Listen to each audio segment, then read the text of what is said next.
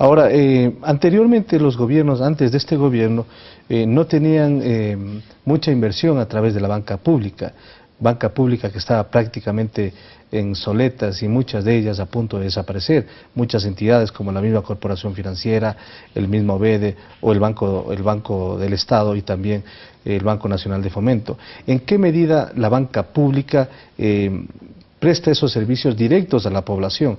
Porque lo que se requiere también es de un apoyo directo a los sectores que no están o que no tienen una economía mucho más grande que las empresas privadas. Bueno, ahí para nosotros ha sido muy importante, como yo digo, tener en cuenta que la banca pública juega un rol importante, que el sistema financiero es un sistema financiero finalmente excluyente. Nosotros tenemos un nivel de profundización financiera muy bajo en el Ecuador, de aproximadamente 25%, mientras que otros países tienen, como Chile, tiene más del 70%, y hay que trabajar en términos de incluir financieramente a estos sectores.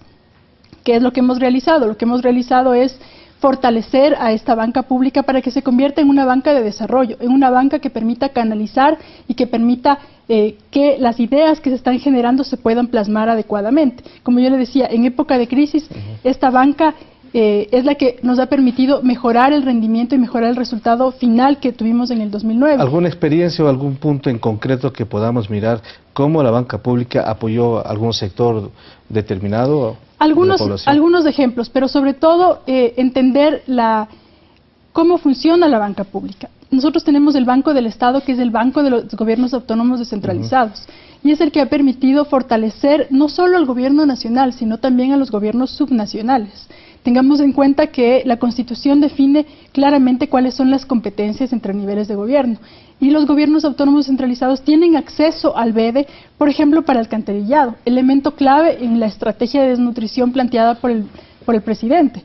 Entonces, ¿qué es lo que hemos hecho? Es fortalecer los mecanismos de crédito para las distintas instituciones, y en términos del sector privado, por ejemplo, el Banco Nacional de Fomento ha también ha impulsado lo que se conoce como el crédito de desarrollo humano, que es un adelanto del bono de desarrollo humano de aproximadamente $840, donde ha habido una demanda muy importante de este crédito. Es decir, los microempresarios que comienzan y requieren este tipo de recursos, ahora pueden hacerlo y pueden llegar fácilmente a través de la banca pública.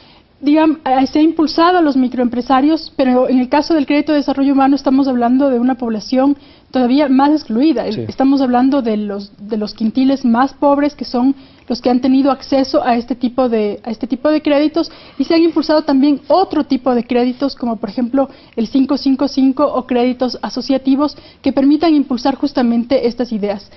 ¿Cómo hemos realizado esto? A través de la canalización del ahorro que se encontraba en el exterior a la banca pública.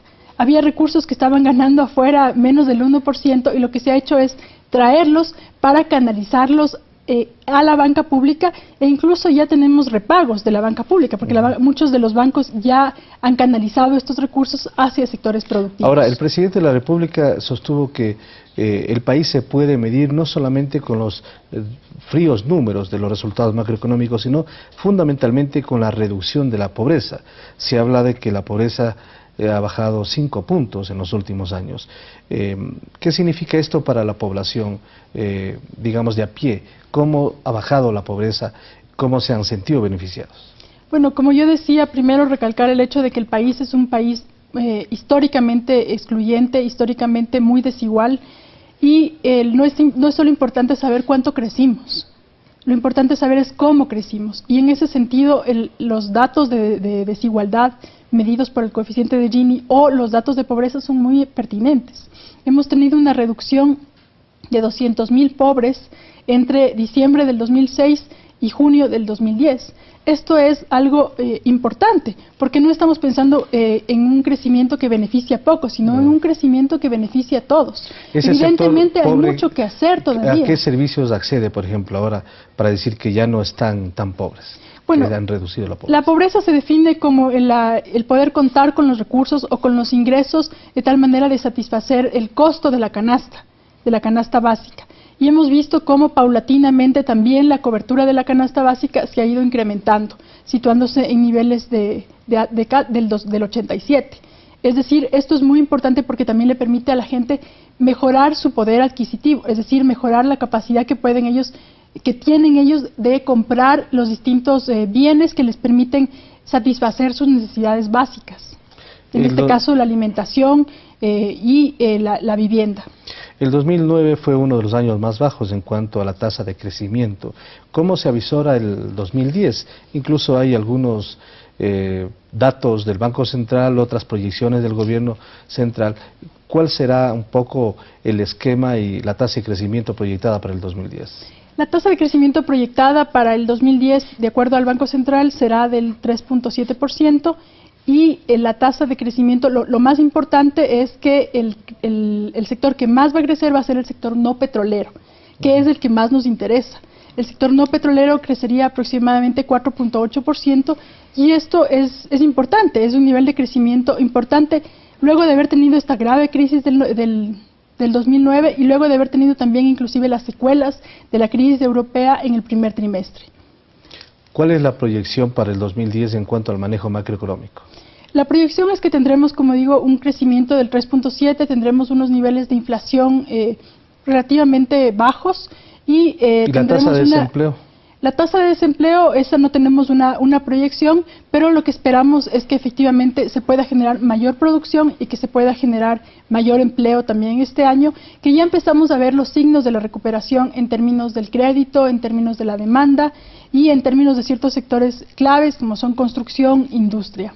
En cuanto al manejo de la deuda, ¿cómo se va a seguir canalizando en los próximos meses? Bueno, nosotros hemos tenido un manejo soberano de la deuda externa y en ese sentido lo que hemos procurado en principio ha sido siempre el pago de la deuda social. Entonces, por primera vez en este gobierno tenemos un mayor pago del gasto social sobre el pago de intereses. Eso es muy importante porque refleja claramente cuál es nuestra prioridad de gobierno. China se está convirtiendo en uno de los socios comerciales más importantes para el país. ¿Lo va a seguir haciendo?